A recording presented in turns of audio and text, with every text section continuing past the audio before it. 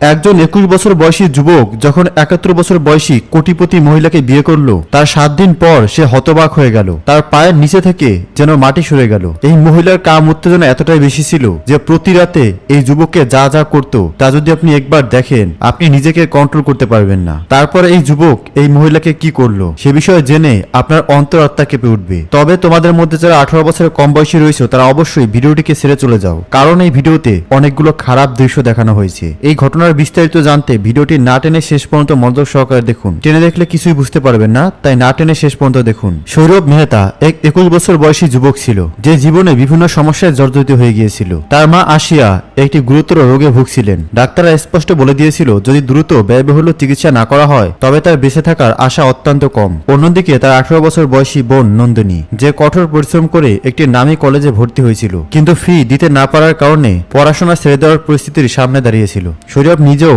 আইন নিয়ে পড়াশোনা করছিল এবং পাশাপাশি একটি সাধারণ ইন্টার্নশিপ করছিল, কিন্তু তার উপার্জনে কোনো রকমে পরিবারের খরচ চলত। তারপর বাবার সময়কার বিশাল ঋণের বোঝা এখন তার কাঁধে এসে পড়েছিল। পাওনাদাররা প্রতিদিন হুমকি দিতে আসতো, মায়ের ওষুধ ধার নিয়ে কিনতে হতো, আর বোনের জন্য বই কেনা যেন স্বপ্নের মতো মনে হতো। একদিন সৌরভ যখন একটি সস্তা চায়ের দোকানের নিচে বসে নিজের সমস্যা নিয়ে চিন্তা করছিল, তখন হঠাৎ অনুভব করলো কেউ তাকে গভীর দৃষ্টিতে লক্ষ্য করছে। সে ধীরে ধীরে মাথা তুলে তাকালো এবং দেখতে পেলেন সামনে দাঁড়িয়ে আছে এক প্রভাবশালী মহিলা, যার বয়স প্রায় 71 বছরের কাছাকাছি হবে। মহিলার ব্যক্তিত্ব এমন ছিল তাকে উপেক্ষা করা অসম্ভব। সাদা রঙের দামি শাড়ি, হীরার সূক্ষ্ম গয়না আর চোখে গভীর আত্মবিশ্বাস, সব মিলিয়ে তাকে অত্যন্ত অভিজাত একজন মানুষ মনে হচ্ছিল। সোরা বুঝতেই পারল না এত বড় একজন ব্যক্তি সেখানে কি করছেন। আর আপনি আমার কাছ থেকে কি চান? তোমার নাম সৌরভ মেহতা, তাই তো? মহিলার গভীর কণ্ঠস্বর কানে এলো। তোমার মা সৌরা দেবী একটি মারাত্মক রোগের সঙ্গে এখন লড়াই করছেন। তোমার বোন কলেজে পড়ছে আর তোমার মাথার উপর বিশাল ঋণের বোঝা রয়েছে। সৌরভের হাতে ধরা চায়ের গ্লাস কেঁপে উঠল। আপনি কে? সে উদ্বিগ্ন কণ্ঠে জিজ্ঞেস করলো। সৌমিত্রা দেবী কাপুর, মহিলা শান্তভাবে উত্তর দিলেন। সৌরভ নামটি শুনেই মনে করতে লাগলো কাপুর গ্রুপ অব ইন্ডাস্ট্রি দেশের অন্যতম এক ব্যবসায়িক সাম্রাজ্য। সেই প্রতিষ্ঠানের মালিক ছিলেন সৌমিত্রা দেবী কাপুর, যিনি কেবল ধন কুবের নন, উচ্চ প্রোফাইল পার্টি, বিলাসবহুল জীবনযাপন এবং অসংখ্য বিতর্কের জন্য পরিচিত। কিন্তু এত বড় একজন শিল্পপতি এখানে কি করছেন, আর আমার ব্যক্তিগত বিষয়ে এত কিছু জানলেন কিভাবে? আপনি আমার কাছে কি চান? সৌরভ সন্দেহের চোখে জিজ্ঞেস করলো। সৌমিত্রা দেবী গভীর শ্বাস নিলেন, তারপর বললেন বিয়ে। সৌরভের মনে হলো সে যেন কিছু ভুল শুনছে। কি? হ্যাঁ, আমি তোমাকে বিয়ে করতে চাই, সৌমিত্রা দেবী একেবারে শয়সাপটা বললেন। সৌরভের পায়ের নিচ থেকে যেন জমিন সরে গেল। এটা কি কোনো ধরনের মজা? একজন 71 বছর বয়সী কোটিপতি মহিলা কি সত্যি একজন 21 বছর বয়সী সংগ্রামী যুবকের সঙ্গে বিয়ে করতে চাইতে পারে? এটা কি কোনো ধরনের ঠাট্টা? সে অবিশ্বাস্য স্বরে জিজ্ঞাসা করলো। না, সৌমিত্রা দেবী গম্ভীরভাবে বললেন, এটা একটা প্রস্তাব। যদি তুমি আমার সঙ্গে বিয়ে করো তাহলে আমি তোমার মায়ের চিকিৎসার সম্পূর্ণ খরচ বহন করব, তোমার বোনের পড়াশোনার সব খরচই দেব এবং তোমার সমস্ত ঋণ শোধ করে দেব। সৌরভের মনে হলো সে যেন কোনো স্বপ্ন দেখছে। এর পরিবর্তে আমাকে কি করতে হবে? সে ধীরে ধীরে জিজ্ঞাসা করলো। সৌমিত্রা দেবী শান্তভাবে বললেন, শুধু আমার আইনি স্বামী হতে হবে। এই বিয়েটা শুধু কাগজে কলমে হবে। তোমার জীবনে আমি কোনো হস্তক্ষেপ করব না। তুমি সম্পূর্ণ স্বাধীন থাকবে। সৌরভের কাছে এটা যেন এক স্বপ্নের মতো প্রস্তাব, কিন্তু তার মনে একটা অদ্ভুত ভয়ও জেগে উঠল। এই মহিলা যে দেশের অন্যতম ক্ষমতাশালী ব্যক্তিদের মধ্যে একজন, কেন তার মতো একজন সাধারণ ছেলেকে বিয়ে করতে চাইছেন? সৌমিত্রা দেবী প্রশ্ন করলেন, তোমার কি কিছুটা সময় দরকার? সৌরভ বুঝতেই পারছিল না কি উত্তর দেবে। সে জানতো এই প্রস্তাবটা পুরো ফাঁদের মতো লাগছে, কিন্তু এটা সত্য যে যদি সে রাজি হয়ে যায় তাহলে তার মা নতুন জীবন ফিরে পেতে পারে, তার বোনের ভবিষ্যৎ সুরক্ষিত হতে পারে এবং তার নিজের জীবন সম্পূর্ণ বদলে যেতে পারে। কিন্তু ব্যাপারটা কি সত্যি এত সহজ? সে গভীর শ্বাস নিল এবং বলল, আমাকে ভাবার জন্য সময় চাই। সৌমিত্রা দেবী হালকা করে মুচকি হাসলেন। ঠিক আছে, কিন্তু মনে রেখো এই প্রস্তাব চিরদিনের জন্য থাকবে না। এরপর তিনি ধীরে ধীরে তার দামি গাড়িতে উঠলেন এবং চলে গেলেন। কিন্তু সৌরভের মনে হাজারো প্রশ্নের ঝড় তুলে দিয়ে গেলেন। এই চুক্তিটা কি সত্যি এতটা সহজ ছিল, নাকি এর পেছনে লুকিয়েছিল কোনো গভীর রহস্য? আর এখন সৌরভ এটা বিশ্বাসই করতে পারছিল না যে সে ইতিমধ্যেই 71 বছর বয়সী কোটিপতি মহিলা সৌমিত্রা দেবীর স্বামী হয়ে গেছে। সবকিছু এত দ্রুত ঘটে গেল যে সৌরভের তা বোঝার সুযোগই পেল না। না ছিল কোনো ধুমধাম, না কোনো অনুষ্ঠান, শুধু কয়েকটি আইনি নথিতে স্বাক্ষর, কয়েকটি সাক্ষীর সামনে আনুষ্ঠানিকতা সম্পূর্ণ হওয়া, আর তাতেই তার ভাগ্য বদলে গেল। এখন সে তার বিশাল সাম্রাজ্যের মালিক না হলেও গুরুত্বপূর্ণ অংশ হয়ে উঠেছে। প্রথমবার যখন সৌরভ তার প্রসাদের দরজায় পা রাখলো, তার চোখে বিস্ময়ে সানা বড়া হয়ে গেল। এটা কোনো সাধারণ বাড়ি নয়, যেন এক বিশাল রাজপ্রসাদ। ইতিহাসের সাক্ষী হয়ে দাঁড়িয়ে থাকা এই প্রসাদ সময়ের ছায়াকে নিজের মধ্যে ধারণ করে রেখেছে। বিশাল সাদা মার্বেলের দেওয়াল, উঁচু উঁচু খিলান, সূক্ষ্ম কারুকার্য করা স্তম্ভ, আর সেগুলোর উপর ঝুলতে থাকা পুরনো ঝাড়বাতি, যেগুলোর মৃদু আলো এখনো অতীতের কাহিনী শোনাচ্ছে। দেয়ালে টাঙানো ছিল দামি বিদেশি চিত্রকর্ম, কিছু ছিল রাজা মহারাজাদের প্রতিকৃতি, আবার কিছু ছিল রহস্যময় বিমূর্তির শিল্পকর্ম, যেন তারা এই প্রাসাদের লুকানো গল্পগুলো নিজের মধ্যে ধরে রেখেছে। সৌরভ ধীরে ধীরে সামনে এগিয়ে যেতে লাগলো। সৌরভের প্রতি প্রতিটি পায়ের আওয়াজ সেই ভয়ঙ্কর নীরবতায় প্রতিধ্বনিত হচ্ছিল। হাভেলির ভিতরে এক অদ্ভুত শীতলতা ছড়িয়েছিল, কিন্তু সেটা ঠান্ডার কারণে নয়, যেন কোনো অদৃশ্য আতঙ্ক সেখানে বাস করছিল। সৌরভ লক্ষ্য করলো হাভেলির কর্মচারীদের আচরণ কিছুটা অদ্ভুত। সবচেয়ে পুরনো কর্মচারী রঘুনাথ, বয়স আনুমানিক 58 থেকে 60 বছর, কুজো হয়ে হাঁটা, রুক্ষ চেহারা, কুচকে যাওয়া ত্বক, তার চোখে সবসময় একটা হিতস্ততা ভাব ছিল।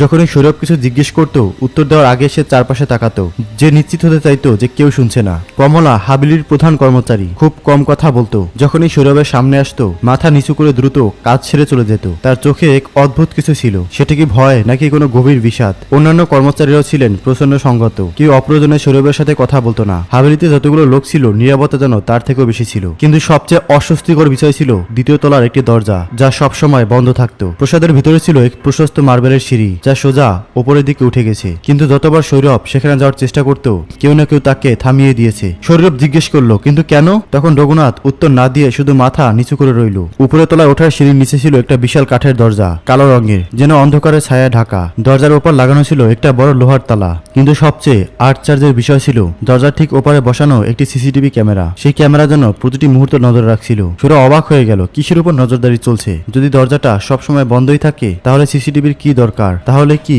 এই দরজার পেছনে লুকিয়ে আছে কোনো ভয়ঙ্কর রহস্য? প্রথম রাতেই সৌরভ এক অদ্ভুত শব্দ শুনতে পেল। ঘর থক থক শব্দটা আসছিল দ্বিতীয় তলা থেকে। সৌরভ ধীরে ধীরে উঠে বাইরে এলো, কিন্তু ঠিক তখনই তার সামনে হাজির হলো রঘুনাথ। আপনি এখানে কি করছেন বাবুজি? সৌরভ চমকে উঠল। রঘুনাথের চোখে এক অদ্ভুত আতঙ্ক ছিল। সে মৃদুস্বরে বলল, রাতে এখানে বের হবেন না বাবুজি, এবং ধীরে ধীরে চলে গেল। কিন্তু সেদিন রাতেই সৌরভ আর ঘুমাতে পারল না। সে ঠিক করে নিল সে জানবেই দ্বিতীয় তলার সেই দরজা বন্ধের পিছনে কি লুকিয়ে আছে। ধীরে ধীরে সৌরভ জানতে পারল এই হাভেলির আসল মালিক ছিলেন বিক্রম কাপুর, এক কোটিপতি ব্যবসায়ী। কিন্তু 15 বছর আগেই তিনি এক রহস্যময় দুর্ঘটনায় মারা যান। কথিত ছিল বিক্রম কাপুরের মৃত্যু এই হাভেলির ভেতরেই হয়েছিল, কিন্তু তার মৃতদেহ কখনোই পাওয়া যায়নি। তাহলে কি সুমিত্রা দেবী এই বিষয়ে কিছু জানেন?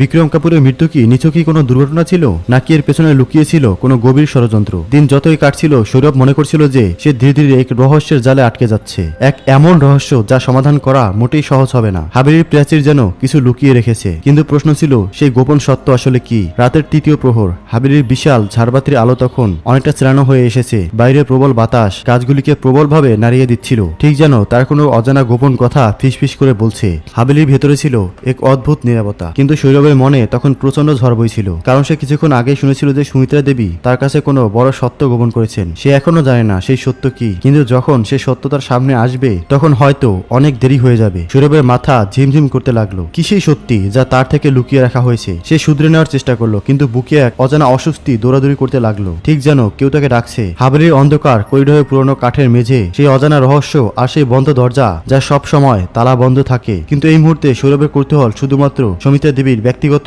দপ্তর পর্যন্ত সীমাবদ্ধ ছিল। হাভেলির সমস্ত কর্মচারীরা তখন গভীর ঘুমে ডুব দিচ্ছিল। সৌরভ ধীরে ধীরে বিছানা থেকে উঠল, তারপর নিঃশব্দে নিজের ঘরের দরজা খুলল এবং বাইরে উকি দিল। চারদিকে গভীর নিস্তব্ধতা। সে ধীর পায়ে সুমিত্রা দেবীর ব্যক্তিগত অফিসের দিকে রওনা দিল। হাভেলির পশ্চিম দিকের অংশে ছিল তার ব্যক্তিগত স্টাডি রুম, যেখানে প্রাচীন কাঠের আলমারিগুলো দেয়ালের গায়ে ঠেসতে দাঁড়িয়েছিল। তার মাঝখানে ছিল একটা বিশাল মেহগনির টেবিল। সৌরভ দরজার হাতল চেপে ধরল। দরজাটি খোলাই ছিল। সে নিঃশব্দে ভেতরে প্রবেশ করলো। ঘরের ভেতরে খুব হালকা আলো জ্বলছিল। আলমারিগুলিতে সারি সারি ফাইল রাখা ছিল, সেখানে মোটা অক্ষরে লেখা ছিল বিশেষ ডিল, প্রাইভেট কন্ট্রাক্ট ইত্যাদি। কিন্তু সৌরভের চোখ সোজা গিয়ে পড়ল টেবিলের উপর। সেখানে কিছু পুরনো নথিপত্র এবং একটা মোটা খাম রাখা ছিল। তার স্পন্দন দ্রুত হয়ে উঠল। সে কাঁপা কাঁপা হাতে খামটা খুলল। ভেতর থেকে কিছু পুরনো ছবি বেরিয়ে এলো। ছবিগুলোর মধ্যে দুজন মানুষ দাঁড়িয়ে ছিল। একজন তার বাবা অমিতেশ মেহতা এবং অন্যজন বিক্রম কাপুর। সৌরভ হতবাক হয়ে ছবিগুলোর দিকে তাকিয়ে রইল। বাবা আর বিক্রম কাপুর? সে নিজের মুখেই ফিসফিস করে কথা বলল। সেই ছবির ভেতর বিক্রম কাপুরের চোখে এক অদ্ভুত আতঙ্কের ছাপ ছিল। চারপাশে ছবিগুলোর সঙ্গে রাখা চিঠিগুলো হাতে নিল,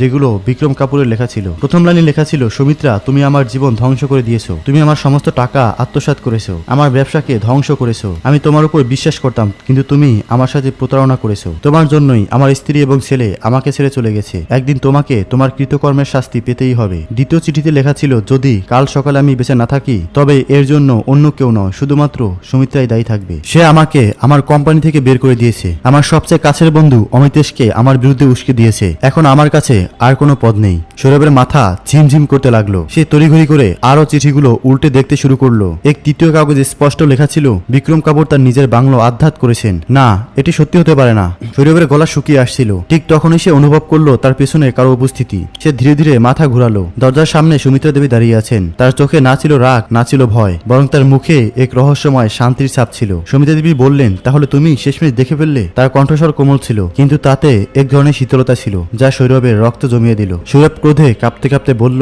তাহলে এই বিষয় শুধু একটা লেনদেন ছিল না, এটা ছিল প্রতিশোধ। সমিতা দেবী মৃদু হাসলেন, ঠিক ধরেছ, কিন্তু আমার বাবা কখনোই এমন কিছু করতে পারে না। সৌরভ চিৎকার করে বলল। সমিতা দেবী গভীর শ্বাস নিয়ে ধীরে ধীরে এগিয়ে এলেন। সত্যের মুখোমুখি হওয়া সহজ না সৌরভ। তিনি বললেন, তোমার বাবা আমার স্বামীর জীবন নষ্ট করে দিয়েছিলেন, তিনি বিক্রমকে আত্মহত্যা করতে বাধ্য করেছিলেন। সৌরভ বললেন, মিথ্যে, আমার বাবা কখনো এমন করতে পারে না। সমিতা দেবী তার চোখের দিকে সরাসরি তাকালেন, ঠিক যেমন তুমিও ভাবো যে আমি নির্দোষ নই। সৌরভ রাগে কাঁপতে কাঁপতে বলল, সত্যি কি? সমিতা দেবী ধীরে ধীরে বললেন, বিক্রম আত্মহত্যা করেনি সৌরভ, তাকে হত্যা করা হয়েছিল। সৌরভ স্তব্ধ হয়ে গেল। কি? এর মানে কি? সমিতা দেবী শান্ত গলায় বললেন, তার মৃত্যুর কারণ শুধু আমি নয়, তোমার বাবাও ছিলেন। সৌরভের মাথা ঘুরে গেল। এর প্রমাণ কোথায়? সমিতা দেবী এক মুহূর্ত চুপ থেকে ধীরে ধীরে বললেন, হাবেলির দ্বিতীয় তলায় যে দরজাটা সবসময় বন্ধ থাকে, তার পেছনে যা লুকিয়ে আছে তা তোমাকে সত্যিটা দেখাবে। সৌরভের গা শিউরে উঠল। সেই দরজা যার উপর সবসময় সিসিটিভি ক্যামেরার নজরদারি ছিল, তার পেছনে কি ভয়ঙ্কর সত্যি লুকিয়েছিল সেটা শুধু একটা মহড়া হয়ে থাকতে পারে না। হাবেলির রহস্য আর সমিতা দেবীর অতীত তাকে ভেতর থেকে কুড়ে খাচ্ছিল। এটা কেবল একটা বিয়ের নাটক ছিল না, বরং এর পেছনে ছিল এক গভীর ষড়যন্ত্র, লোভ আর প্রতিশোধের গল্প। কিন্তু সৌরভ একা কিছুই করতে পারবে না, তাই সে সাহায্য চাইল তার সবচেয়ে কাছের বন্ধু কবির শর্মার কাছে। কবির একজন তদন্তকারী সাংবাদিক ছিল যে অনেক বড় বড় দুর্নীতির পর্দাফাশ করেছিল। কবির সিরিয়াস মুখে বলল, তোমার প্রমাণ দরকার। হ্যাঁ, আর সেটা যেন পাকা প্রমাণ হয়, শুধু হাবেলির রহস্যময় গল্প নয়, এমন কিছু যা সুমিত্রা দেবীকে আইনের কাঠগড়ায় দাঁড় করাতে পারবে। সৌরভের গলা ধীরে ছিল। সৌরভ আর কবির শুরু করলো তদন্ত। সুমিত্রা দেবীর ব্যবসার রেকর্ড, ব্যাংক লেনদেন, আইরির নথি, সবকিছু তারা খতিয়ে দেখতে লাগলো। হাবেলির পুরো চাকর বাকরদের সাথেও কথা বলল। তারা যা জানলো তাতে তাদের রক্ত হিম হয়ে গেল। সুমিত্রা দেবী শুধুমাত্র প্রতিশোধ পরায়ণ নারী নয়, তিনি একজন মাফিয়া কুইন। দেশের বিভিন্ন জায়গায় ছড়িয়ে থাকা তার কালো সাম্রাজ্য ছিল। ব্যাংক লেনদেনে পাওয়া গেল অজানা অ্যাকাউন্টে কোটি কোটি টাকার আদান প্রদান। আর সব থেকে ভয়ঙ্কর ব্যাপার, হাবেলির দুই পুরনো কর্মচারী যারা গোপনে কিছু জানতো, তারা আচমকাই উধাও হয়ে গেছে। কিন্তু সবচেয়ে বড় ফাঁস তখন হলো যখন সৌরভ হাবেলির দ্বিতীয় তলায় বন্ধ থাকা ঘরটির কোনো একটি চাবি খুঁজে পেল। রাতের অন্ধকারে গোপনে সে সেই রহস্যময় দরজাটি খুলল। ভেতরে ছিল একটি গোপন স্টাডি রুম। সেখানে পুরনো নথিপত্র, ছবি, ভিডিও রেকর্ডিং রাখা ছিল। দেয়ালে লাগানো ছিল পুরনো সংবাদপত্রের কাটিং, যেখানে সুমিতা দেবীর স্বামী বিক্রম কাপুরের রহস্যময় মৃত্যু উল্লেখ ছিল। কিন্তু যে ফাইলটি সৌরভকে সবচেয়ে বেশি অবাক করে দিল,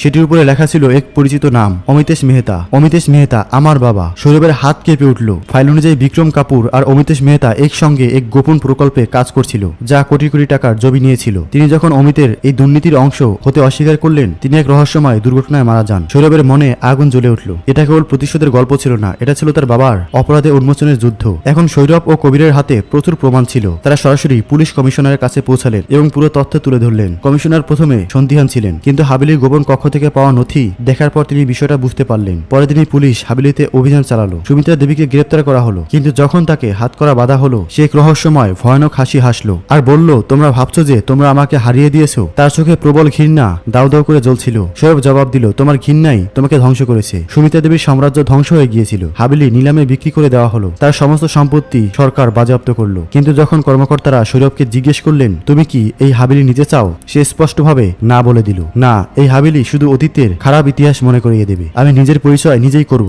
কারো ছায়া থেকে নয়। কয়েক বছর পর সৌরভ নিজের জীবন নতুনভাবে শুরু করলেন। সে ইঞ্জিনিয়ারিং এর পড়াশোনা শেষ করলো এবং একটি টেক কোম্পানি শুরু করলো। এই সময় সে একজন ডাক্তার অনরনা রাবের সঙ্গে বিবাহ বন্ধনে আবদ্ধ হলো। অনরবের মানসিকতা সৌরভের মতোই ছিল, কঠিন সময়ের বিরুদ্ধে লড়াই করে এগিয়ে যাওয়ার। যখন তাদের ছেলে আর্জনের জন্ম হলো, সৌরভ একটি দৃঢ় সংকল্প করলো। সে তার সন্তানকে এমন একটি জীবন দেবে যা তার কাছ থেকে ছিনিয়ে নেওয়া হয়েছিল। এখন সে কেবল অমিতাভ মেহতার ছেলে বা সুমিত্রা দেবীর স্বামী ছিল না, সে নিজের পরিচয় নিজেই তৈরি করেছিল। তবে অতীতের কালো ছায়া এখনো মাঝে মাঝে তার স্বপ্নে ফিরে আসে, কিন্তু এখন সে আর ভয় পেত না, কারণ সে বুঝে গিয়েছিল যে ন্যায়ের লড়াই শুধু একবার লড়া হয় না, বরং এটি এক অবিরাম সংগ্রাম যা প্রতিটি প্রজন্মকে এগিয়ে নিয়ে যেতে হয়। তাহলে প্রিয় দর্শক বন্ধুরা, আজকের এই গল্পটি যদি আপনাদের ভালো লেগে থাকে, তাহলে ভিডিওটিকে লাইক করার পর চ্যানেলটিকে সাবস্ক্রাইব করতে ভুলবেন না। কমেন্টসে আপনার মন্তব্য লিখে জানাবেন। আপাতত স্ক্রিনে দেখানো এই ভিডিওটিকে এনজয় করুন। ধন্যবাদ।